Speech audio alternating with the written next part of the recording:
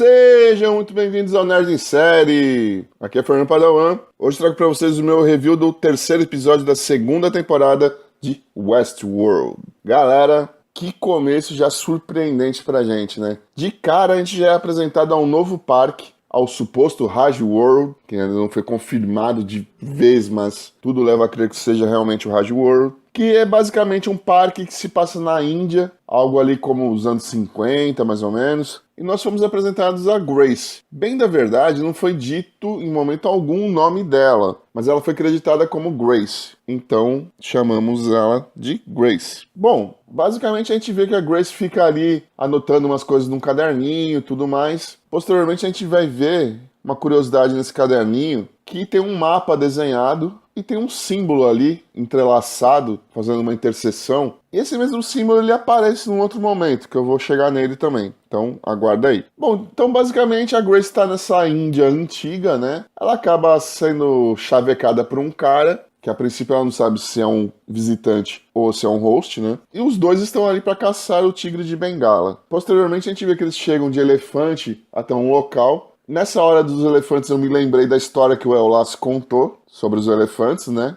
Eu pensei que podia dar alguma merda já ali com os elefantes, mas não deu. Ah, um outro detalhe é que na abertura do episódio a gente vê dois pavões, né? Bem no close ali. Isso me lembrou aquela história do Argos, né? O gigante de 100 olhos, que tem aquela passagem que fala que os olhos desse gigante foram tirados e foram distribuídos nas caudas dos pavões, né? Eu também lembrei dessa parte quando eu vi os pavões. Então, basicamente, a Grace chega com esse cara pra tentar ali caçar o tigre de Bengala e tudo mais. Só que nesse exato momento que eles chegam num outro local ali, foi o momento que os hosts começaram a pirar o cabeção. Aí o host que toma conta do local começa a falar aquela frase lá do Arnold e tudo mais. Ela consegue matar esse host e foge. Só que no que ela tá fugindo, ela encontra com esse tigre de Bengala, que ela foi pra caçar, né? O tigre começa a perseguir ela, ela chega até a acertar o tigre e tudo mais. Só que ela e o tigre caem numa represa ou algo do tipo. Na verdade parece mais uma pedreira com água ali acumulada, né? E ela e o tigre chegam na beira do outro lado, que já é o lado de Westworld, né? E a gente vê que é o mesmo tigre em que o Cal Strand encontra junto do Bernard, do Stubbs e tudo mais. Só que os índios pegaram a Grace. Novamente os índios. Esses índios estão muito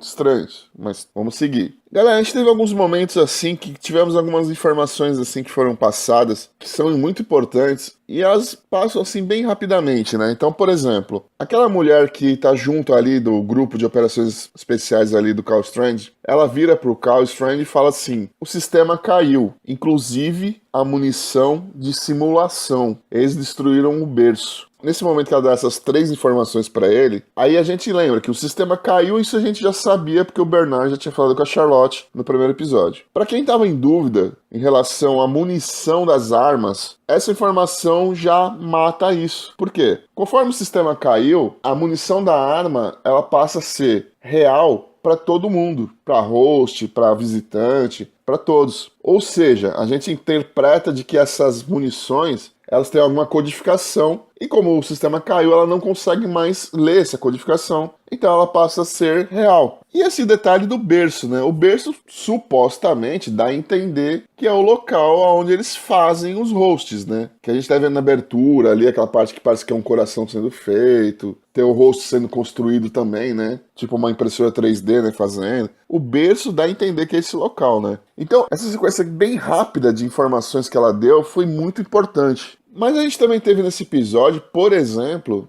a Charlotte agindo e falando determinadas coisas que foram bem relevantes. Por exemplo, no momento ali ela chega, ela encontra o Cal Strand, ela olha pro Bernard e ela olha com estranheza, mas estranheza no sentido de como ele conseguiu sair dali vivo, né? De lá do forte. Aí ela questiona o Bernard se ele tem ideia para onde o Peter e a Bernard pode ter ido. E ela solta a seguinte frase: ele sempre consegue escapar de nós. E essa conversa da Charlotte é no presente, né? Aí a gente volta pro passado ali onde a Dolores tá lá no forte e tudo mais. E a gente vê que a Charlotte tá junto do Bernard, aí eles encontram o Trevor lá, né? Que é o cara do leite. Eles conseguem até capturar ele e mudar a programação dele e tudo mais, e ele muda totalmente o perfil de um cara que era estuprador, etc e tal, para um exímio pistoleiro, um cara que quer ajudar as mulheres, defender as mulheres, que remete àquela cena da praia que ele quer defender a mulher lá na praia e ele acaba morrendo, né? Quando o Bernard vai encontrar com o Carl Strange a primeira vez, né? Então já me remeteu àquela cena lá. Posteriormente ali a Charlotte foge, os confederados acabam levando tanto o Peter quanto o Bernard presos. Depois a gente tem um momento em que a Dolores vê o pai dela preso ali, junto com o Bernard e tudo mais. E ela manda soltar o pai e tudo mais. Depois ela vai lá se encontrar com o pai. Só que como ele tá pulando de narrativa em narrativa, se você se lembra, por exemplo, foi dito na primeira temporada que ele já foi um reverendo e passou por outras narrativas até virar aquele fazendeiro, pai da Dolores, né?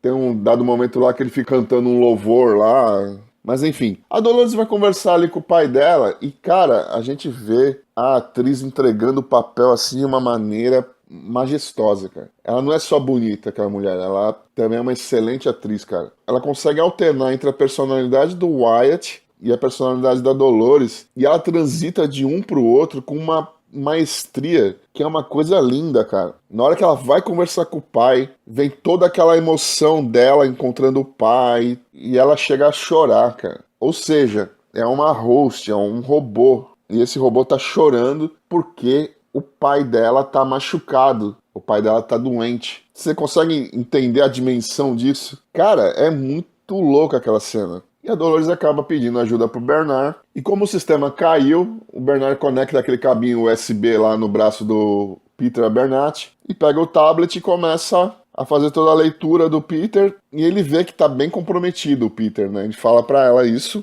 E o Bernard, ele fala que eles criaram um personagem novo, que esse personagem está guardando uma quantidade massiva de informação. E num certo momento ele consegue chegar nessa informação, mas pede uma chave. E o questionamento que ficou, muita gente debateu depois, foi o seguinte: ele chegou a conseguir transferir os dados do Peter para ele, ou ele conseguiu inserir a chave e viu o que era a informação? Isso a gente não sabe, não tem como saber. Eu diria que, por ser uma quantidade massiva de informação e tudo mais, que ele não conseguiu transferir para ele. E como pedia uma chave que estava criptografada a informação, ele também não conseguiu ver a informação. Essa é a minha opinião. Então eu peço para vocês deixar aqui no comentário a opinião de vocês. Vocês acham que o Bernard pegou essas informações? Ou ele conseguiu ler as informações ali? Qual que é a opinião de vocês? Comentem aqui. Vou falar um pouquinho agora do Santoro ali com a Maeve e tudo mais. A gente viu que eles se depararam ali com os índios. Novamente os índios, né? E os índios aceitaram deixar o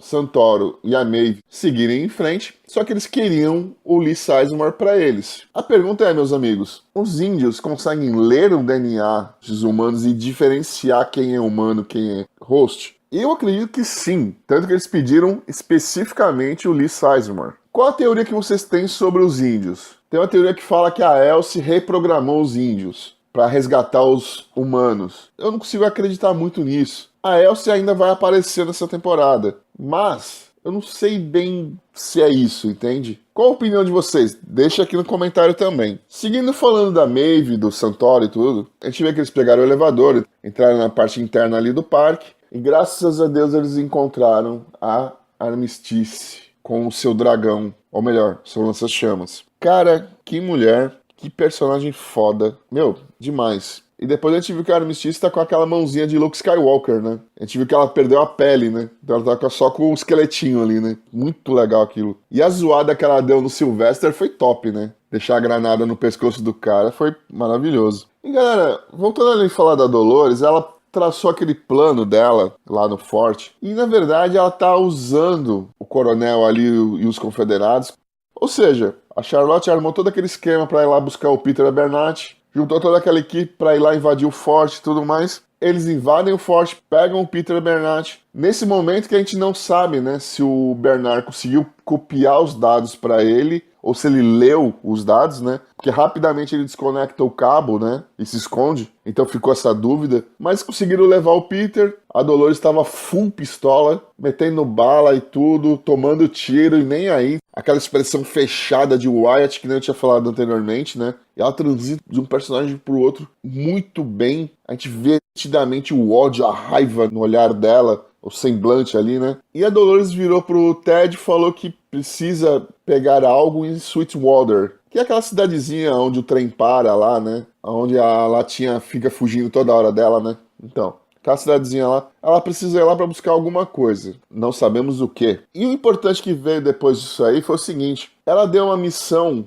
pro Ted, que era pro Ted matar aquele major e uma meia dúzia lá de confederados. E a gente vê que o Ted libera esses caras e manda eles meter o pé, né? E novamente falando, né? A gente vê a expressão da atriz, aquele semblante ali de desilusão. Meu, e ela com aquele olhar, cara, a atriz tá muito bem, cara. Esse episódio, então, ela tá maravilhosa. Mas o que acontece? A Charlotte conseguiu fugir com o Peter Bernard desse forte, mas no começo do episódio, no presente, a gente vê que ela não está com o Peter Bernard, tanto que ela questiona o Bernard. E ela ainda fala que ele vive fugindo deles. Como se deu isso? A gente ainda não sabe, teremos que acompanhar os próximos episódios. Mas se você tem alguma teoria, deixa aqui, vamos debater essa teoria. Tivemos uma curiosidade em relação a Charlotte, que ela precisou ser escaneada na nuca para ser identificada como uma humana e não uma host, né? Agora a pergunta é: todos ali, inclusive visitantes, têm alguma codificação na nuca? Somente os funcionários têm uma codificação? O que você pensa a respeito? Comenta aqui embaixo. E tivemos aquela cena ali final, maravilhosa.